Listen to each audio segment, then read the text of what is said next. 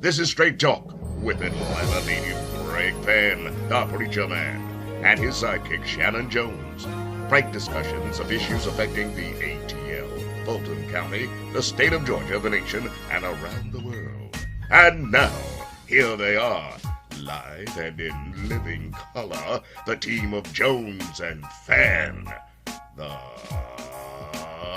Preacher Man. Well, welcome to another edition of Straight Talk with yours truly, Greg Fann, the Preacher Man, and Shanan E.Jones. And Shanan is offset today.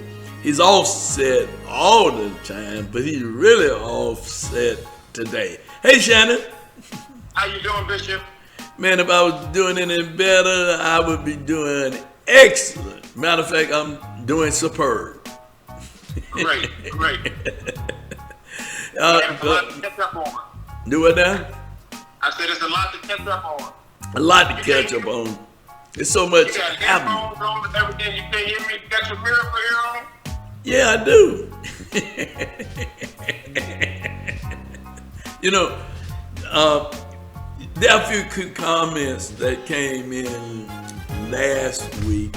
One from Sandra Williams who said, "You brothers are an awesome duo." I said, "Thank you," but it's only because of Shanan. Yeah, I would have said that. I just know, Bishop ain't gonna do that. Man, it's a complete pleasure to always do this program with you. And today we have an exciting program. We got Hal Lamar, who's going to be doing a Black History Fact on Don Clendenna. And we're going to be talking about this Senate, the congressional hearing on the insurrection, listening to the police officers who were attacked. What did you call it? What? Did you call it an insurrection? I said an insurrection. It's not. It was not. It wasn't an insurrection. What was it? It was a Capitol tour. They went to tour the Capitol. They just didn't read the protocol sheet as to what you're not supposed to touch, who you're not supposed to kill or harm. It was a Capitol tour. Okay, if you say so. When we went, they said, don't touch this, don't go over the speaker's desk, don't talk about killing the vice president. Don't do that when you visit the club. They didn't get briefed. So on their too. So they went in, they didn't take the doors as barbarians, they went into the window, and it was just a Capitol tour. They take issue when you call it an insurrection. Yeah, I They're know. trying to, have culture. Yeah, I know. It was a love fest by the former president. That's what he said. Yeah, it was a love fest. Yeah. That's right. I'm trying to let you go. But those officers who were attacked, both the Capitol officers and the Washington, D.C. Metro police officer who were attacked trying to protect the lives of those senators and Congress people, they have a different story. And to be honest with you, they're upset by the Republicans who keeping this lie going on that it was a love fest and it was not a riot. They were touring the Capitol. My God. We'll be listening to that and looking at that, Shannon. We'll come back and we'll talk more about it in a little while. How about that? That's Shannon. Shannon? Did Shannon leave us? Are you still there? I'm here. I'm just showing, this is how you're supposed to the Capitol. You're supposed to be composed. I'm just showing the culture and the dignity that I have. Okay. So you didn't have no billy clubs, or you didn't have any. Man, when you hear that story and that testimony, boy, it's going to almost, if not, bring you to tears about the hate that's going on in this country and the big lie that is continued to be told. But as a kid, I was told if you tell a lie long enough, it started becoming the truth because people start believing the lie. But as a minister, I read somewhere that righteousness will always prevail. So let's go to Shanan and listen to Black History Fact from Hal Lamar, and then the congressional hearing with the officers and Mrs. Cheney, Mr. Kinsinger, and the chairman of that committee. We'll be back with more Straight Talk with yours truly, Greg Fann, the preacher man, and Shanan E.Jones. You sound like Hal Lamar. He learned from me.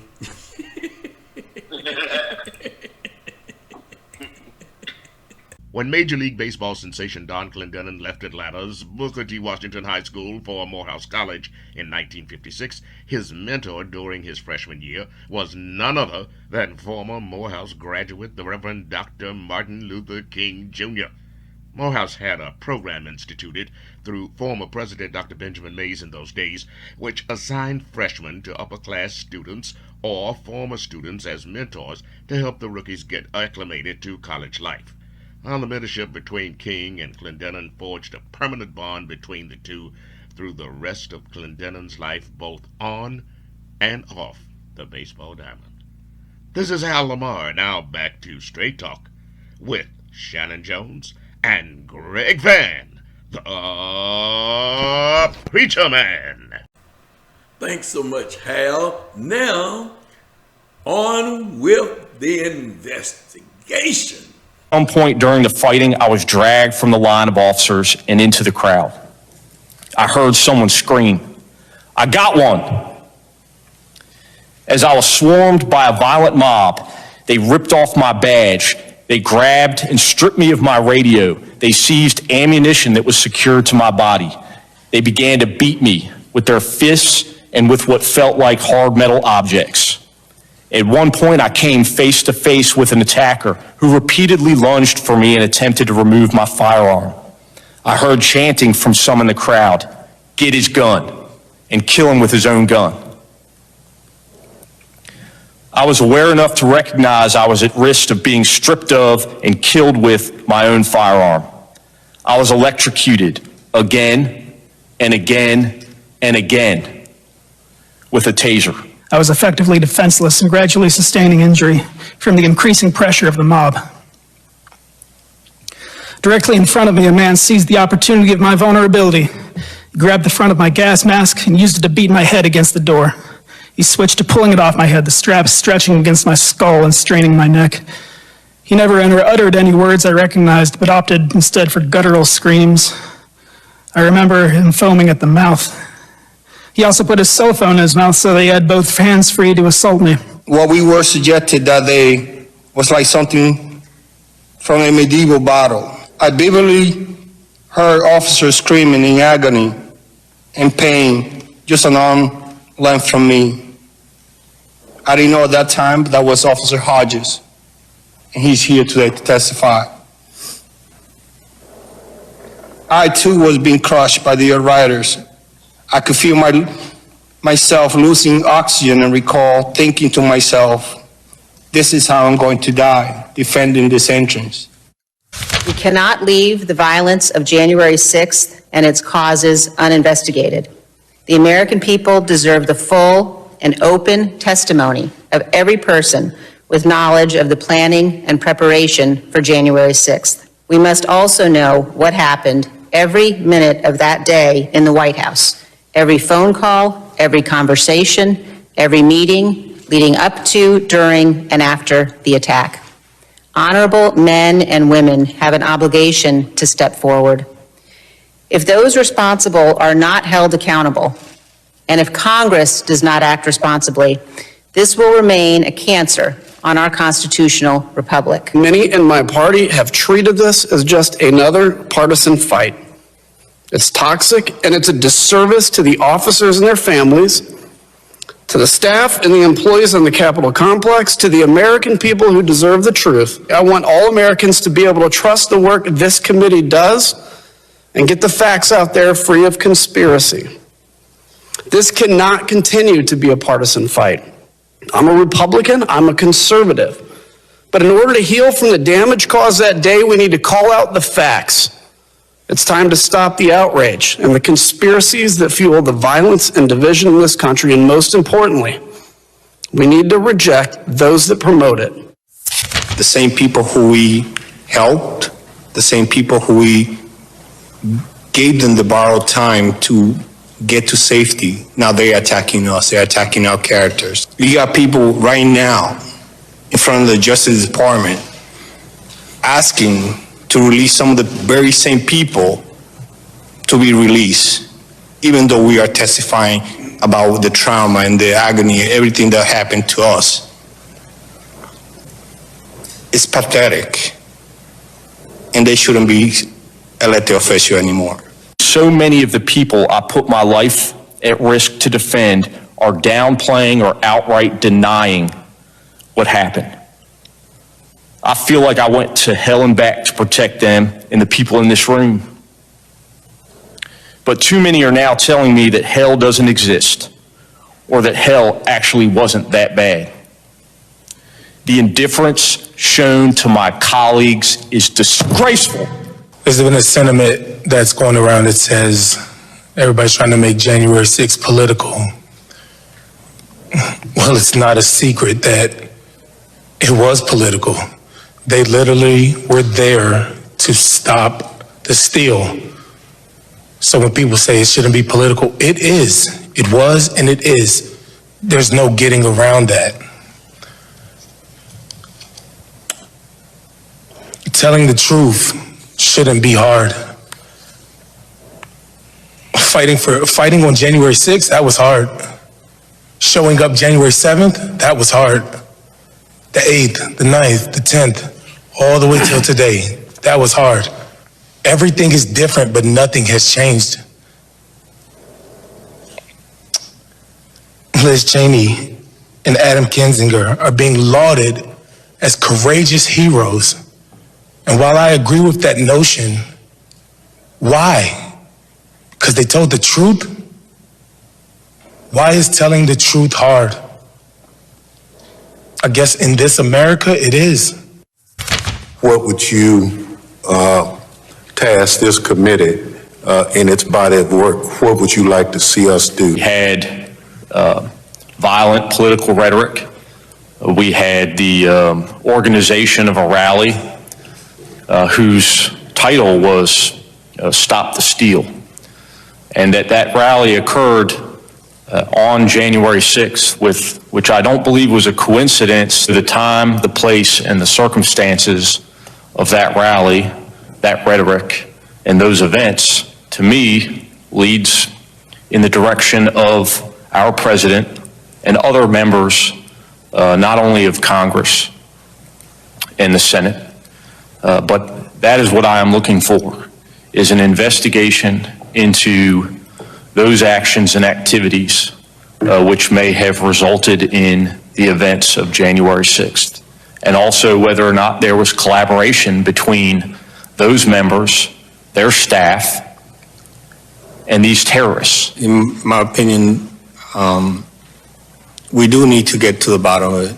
Who incited, who brought those people here, why the people were made to believe that the process was rigged. I need you guys to address if anyone in power had a role in this, if anyone in power coordinated or aided or abetted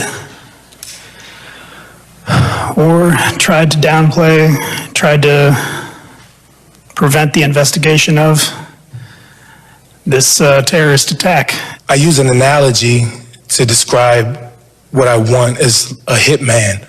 If a hitman is hired and he kills somebody, the hitman goes to jail. But not only does the hitman go to jail, but the person who hired them does. there was an attack carried out on January 6th, and a hitman sent them. I want you to get to the bottom of that. Shannon, did you know that Don Clendenner, the great baseball player, went to Booker T. Washington High School, Whatna High? Did you know that? I didn't know that at all. That was a interesting Black history fact. Yeah. Yeah, definitely so. Very talented. Very, very talented. We turned out a lot of great ones. Went to Mays High School. I said we turned out a lot of great ones at Whatna High. We're going to have to get Hal Lamar to do some on the great ones that graduated from Benjamin Elijah Mays High School. Well, Dr. Mays was mentioned. He set up a program that allowed Dr. King to be his mentor while he was a freshman. So he was mentioned. I won't take anything from Dr. Mays, but when we talk about the school, that's a little different. But anyway, let's talk about this interview with these officers. I'm going to let you have that. Thank you. I appreciate it. Well, Mays really turned out some great individuals, such as yourself and others, such as, Kwanzaa Hall, some other. We can go on. We can go on. we can go on and on. Yeah, we can go on and on. Yeah. There were some great ones. They were offspring from Whatna High parents. They were offspring from Whatna High parents. We had some great. We'll call the roll on. Yeah. You all, because you were the first Black high school. Yeah. You all certainly, you certainly, D. Williams and others pushed for the building of the establishment of Booker T. Washington. Yeah, certainly. You all agree. I think Booker T. Washington went to Washington High School. Yeah, for real. The statue was there. Still running from under that statue. And that statue is still there.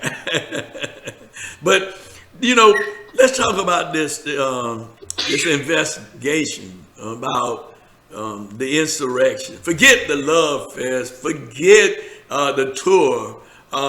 Let's talk about the real deal. The perpetuation of the big lie. And they're trying to make that this was not an insurrection. That's another lie. And we have two individuals, two Congress people, called McCartney tried to put ringers in there to kill the investigation, but Nancy wouldn't allow it. So, but there were two that was selected, and that was Cheney and Kinzinger. So let's talk about what really happened on that day from the officers' perspective. They were hurt, beaten down, threatened to be killed, and then they feel in some kind of way because the people they tried to protect or got hurt protecting won't stand up to allow for the truth to be told. They stuck on the big lie. That was, why do the Republicans still want to continue to lie? The old thing, do you believe what I'm saying or do you believe your lying eyes? I believe my eyes, what I saw. What about you, Shanan? Oh, I certainly know what I saw. I'm going to believe what they believe, and I'm that it was misrepresented, and all of this over this underplaying it and overcommunication about tourism and trying to fix it is because they know how dangerous that was. Had Barack Obama said in 2012,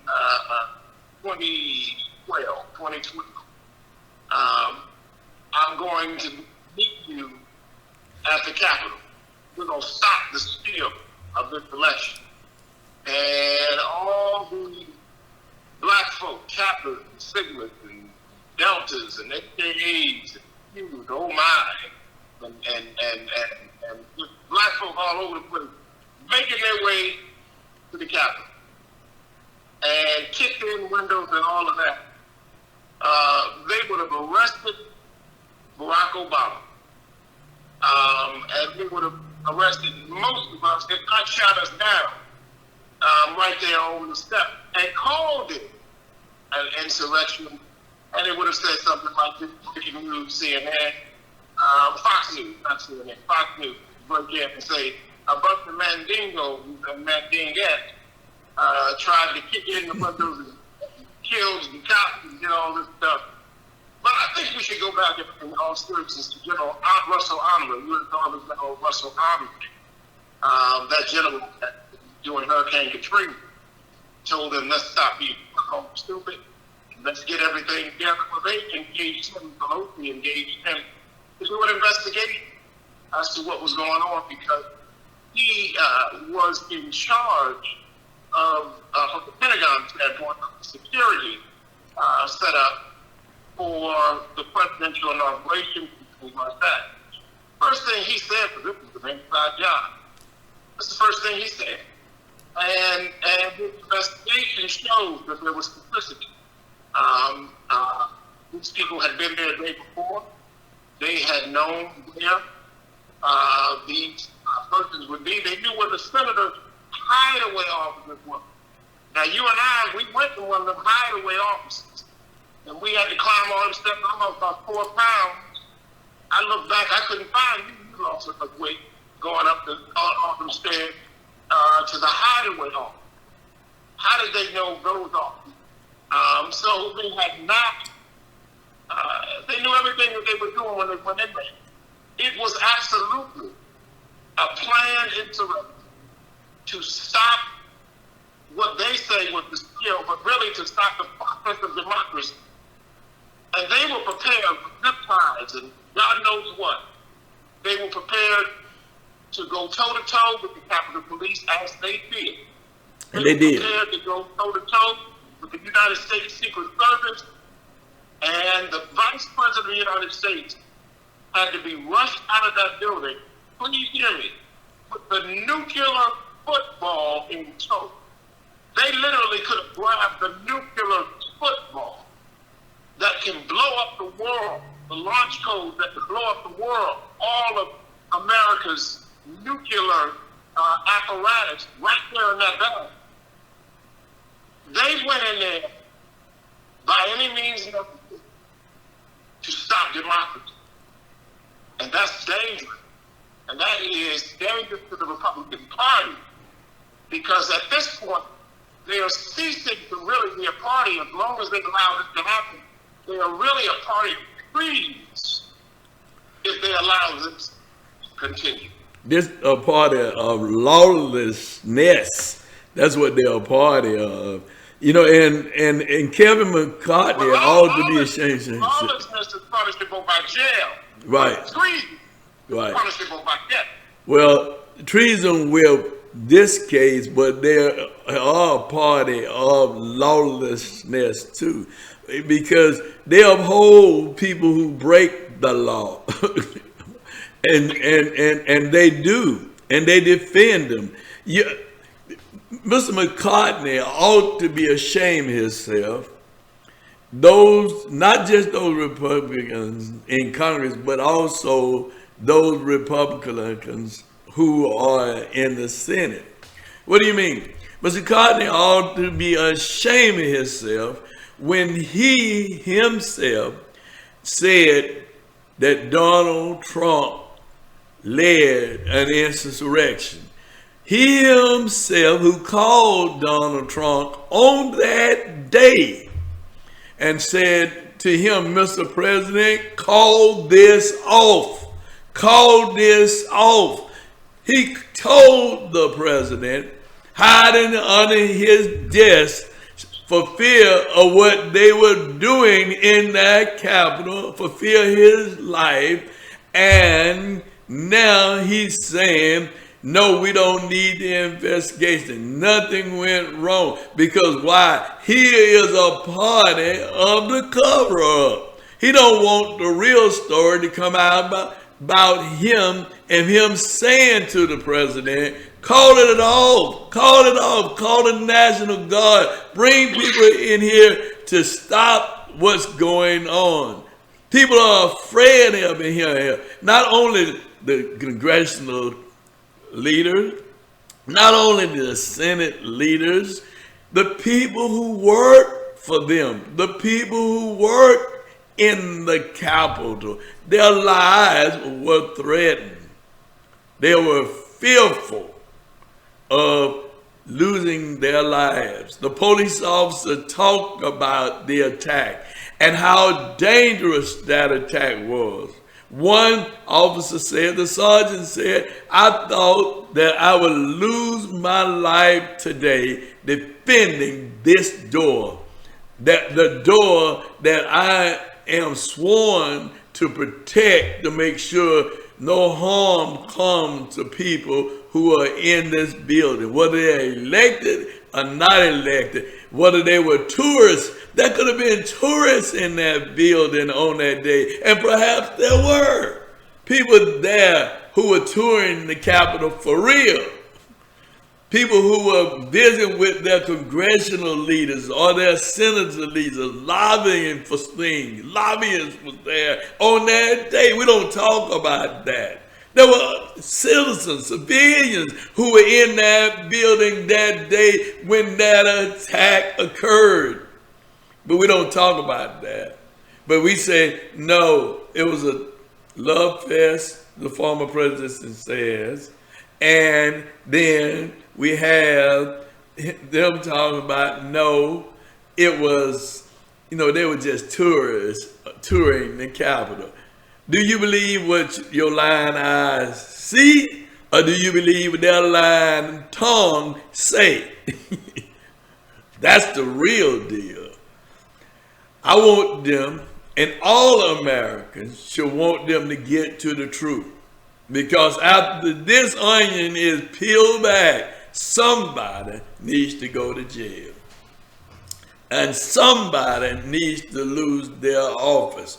Republicans are sticking together, though many in the water cooler, the water cooler talk, right, Shanan? When people talk about it, but they won't come out and talk about it because they want to keep their seat. But you got Republicans who are saying, well, we applaud you, but however, my people in my district, they are Republicans, but the Republican Party supposed to stand for being conservatives, not liars, They're supposed to be conservative.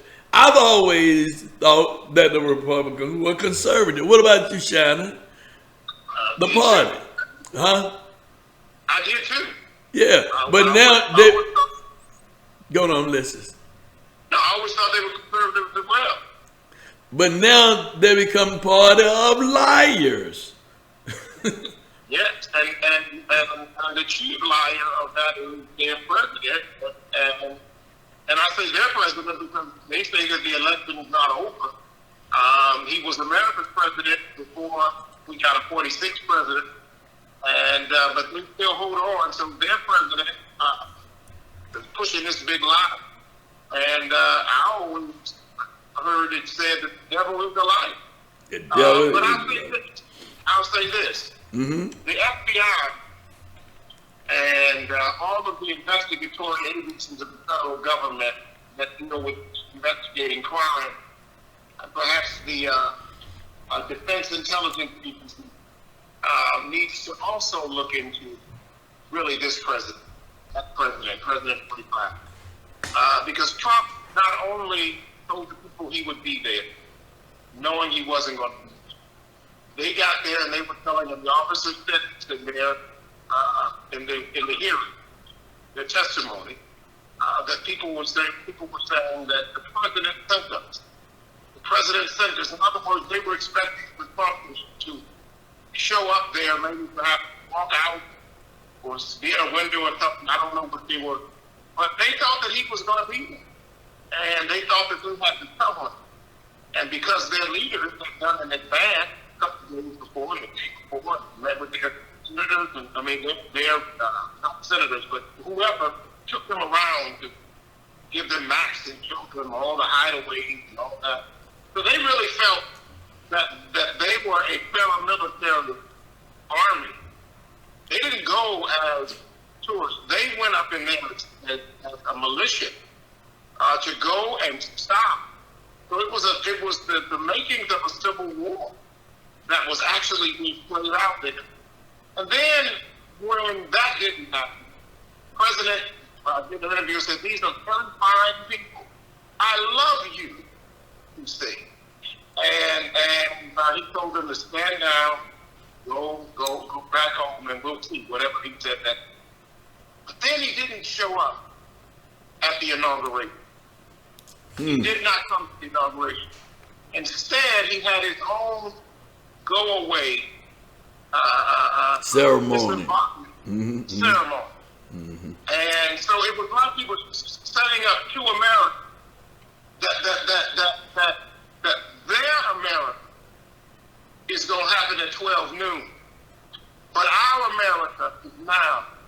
And he's telling them to stay tuned. Because what we're getting ready to do is we're getting ready to continue to fight this thing, and we're going to take it over. And I might be running for president again. All right? So what all of this is showing is that there is an ideological civil war in this nation. And idiots like McCarthy and others are playing into this narrative because they want to hold on to political power.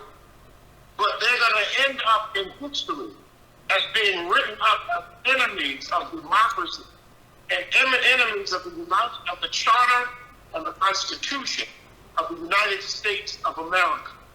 Because when those founders wrote that document, though they weren't talking about us or thinking about us as black men and black women, when they wrote that charter, they were thinking about the safety of their nation and the continuation of their nations, and to fight any kind of tyranny that would cause the United States of America to go back to what they fled from the monarchy of England. So when they came here, they were setting up a government that was of the people, that was by the people, and that was for the people. That's what they set up. And the continuity of power was extremely important. Donald Trump basically disconnected himself from that continuity ideologically, and he's shown that he has a militia that's willing to advance what it is that he wants. This is not a Republican Party. This is a Rhino Party. They're Republican in name only, but really what they are is a Trumpism militia that's going to try to come back in and advance what Donald Trump was the front office of. Well, I think well said. We keep on watching, more to come right here on Straight Talk about this investigation and other things that's going on in our world and society today. Well, we're getting ready to have what we call a night of candles. And we're going to be praying for our country, praying for the killing and all the things that's happening. And if you want to be a part, you're part of another denomination, just give us a call, 44308-0795. We love to have you, all voices, and we preach and teach the message of love and not hate, not division, but unity. You know, in the book of, and I'm preaching now, Shanan, I'm going to do you. In the book of John, the 9th chapter, it talks about the young man who was blind from birth, and how Jesus healed that young man, and how the religious leader, the Republican Party, wanted to know how this young man was healed. and who was blind. The people was divided on whether it was him or somebody else. And the Pharisees wanted to know how he get his sight. There was a vision there in the community. Is this the same boy? Or this? No, somebody said, oh no, that's another one. This not the same one. Couldn't be. Not the kid that was born blind. Divided. Then the Pharisees, they brought the young man in parents' hands and tried to get them to say that he wasn't their son, but they say he was. But they knew the Pharisees were trying to trick them to harm them if they said that Jesus healed them. So that they said, well, he's of age, ask him. And because when they asked him, and then he said, Jesus healed him, and because they wanted to get rid of Jesus, to get rid of democracy, they said, they kicked the kid out and said, get out of here. Because they tried to promote the lie that Jesus was a sinner because he healed on the Sabbath day. And so they were willing to divide the people on a what? Lie. On a lie. And that's what is taking place today, the division of this country based upon a lie. A lie.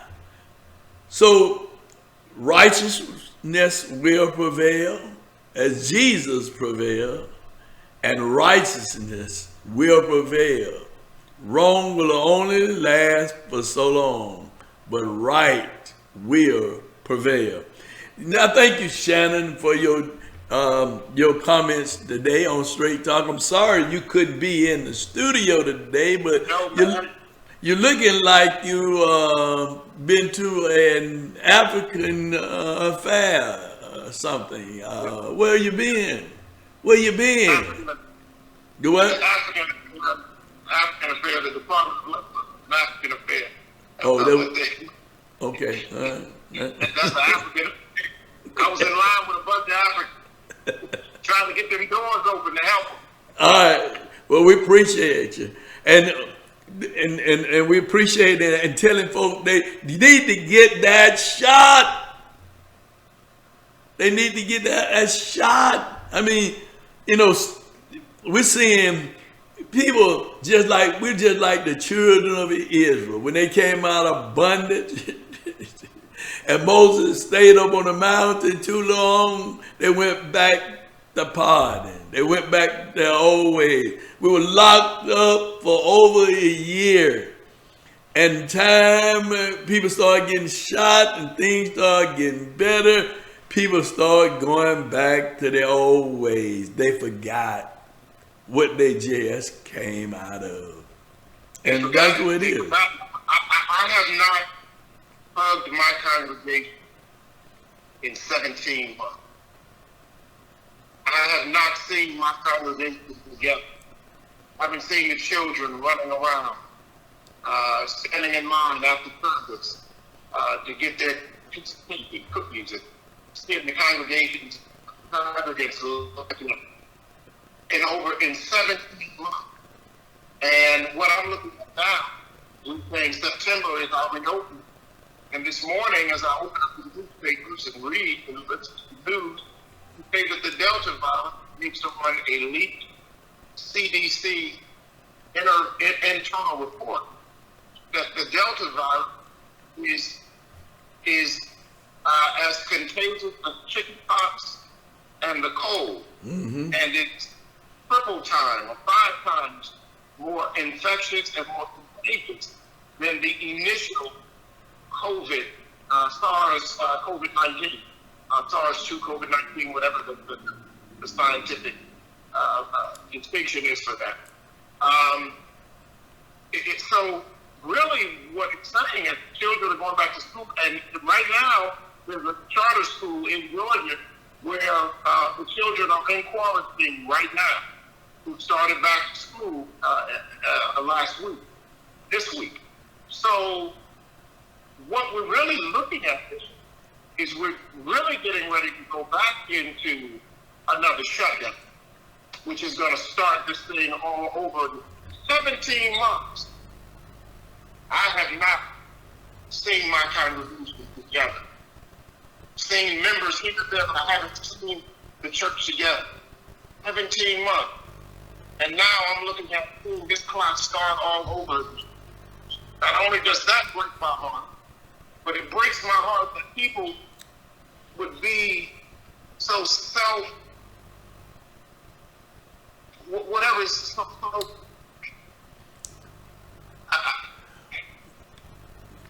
I'm going to take that from you. The so-called Christian believer who would allow themselves,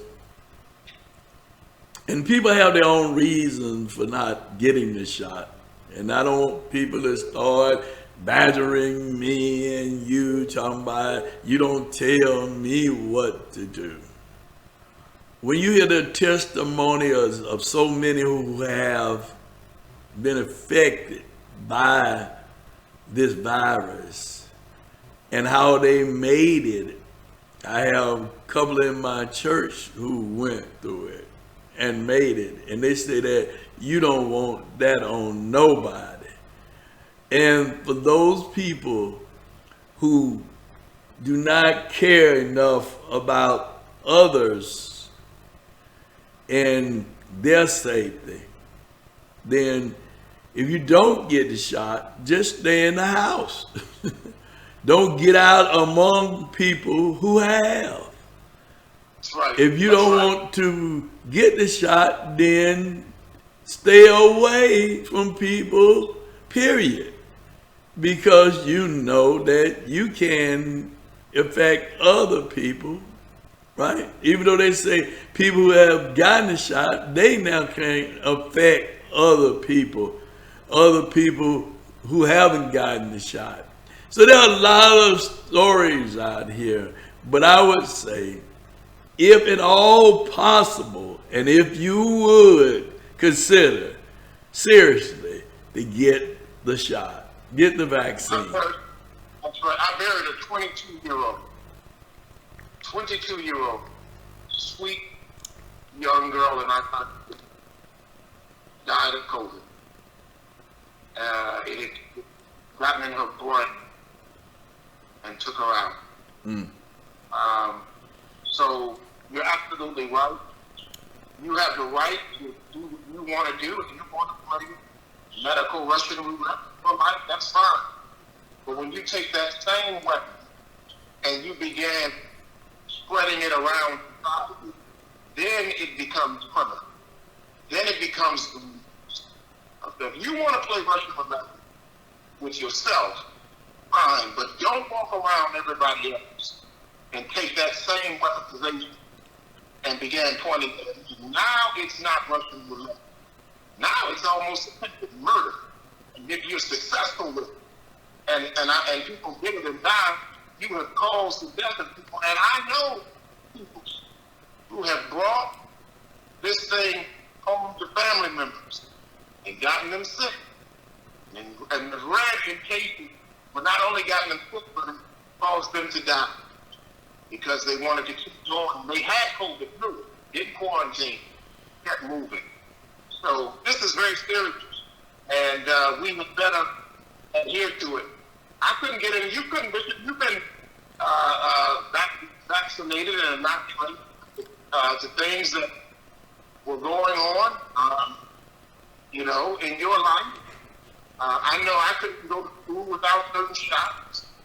Couldn't go to summer camp as a child without certain shots. Couldn't go to the continent of Africa, to Brazil, places in the bush, without having certain shots.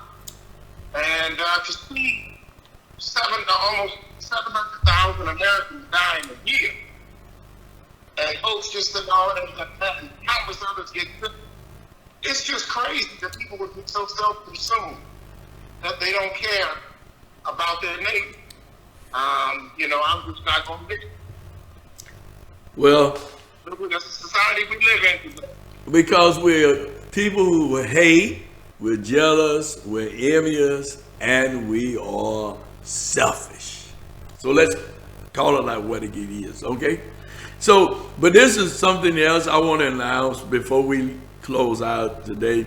Understand dementia in the African American community. There will be a webinar, and we're asking you to join it. Maybe perhaps you know someone that has dementia.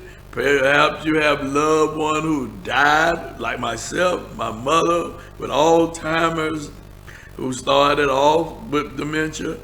But this is for you to get a better understanding of people with dementia, especially now that a lot of people been locked up in their homes for 17 months, as Pastor Shanan has said, and it looked like we're going to have a shutdown. You may want to know more about this disease. Now, there will be a person on that's dealing with this dementia that's going to talk to you about it. They are living with dementia. Now, it's going to be August the 26th from 7 to 8. Now, if you want to be a part of this webinar, all you have to do is call 770-787-7730. That's 770-787-7730. And if you didn't get that, call the number on the screen, 44308-0795. And it's sponsored by the Faith Village Research Center, Alert, and the South Fulton Ministerial Alliance. So again, that number to call is 770-787-7730. Did you get it? All right, 770-787-7730. And we thank you so much today. Go on, Shannon. I'm listening. One more announcement that we want to put out there. Sandra Williams of the Atlanta, North Georgia Labor Council has reached out. There is a bus leaving on August 4th, sponsored by the AFL-CIO, to go down and support miners right outside of Birmingham, Alabama. It's a free bus. If you're interested in hearing more about it, you can see the flyer at www.concernedblackclergy.com. Again, that's www.concernedblackclergy.com. The bus leaves Atlanta at 7. Lunch will be on the AFL-CIO, and then the bus will return back to Atlanta at 7 p.m. Support those miners. My uncle was one of those miners in Birmingham, and so we want to go down and support them. You can also send an email if you're interested in getting on that free bus and going down there to stand with those miners and in support of the miners, mine workers. You can also send an email to sburns@concernedblackclergy.com. Again, that's sburns@concernedblackclergy.com. Lastly, you can call 404-755-4900.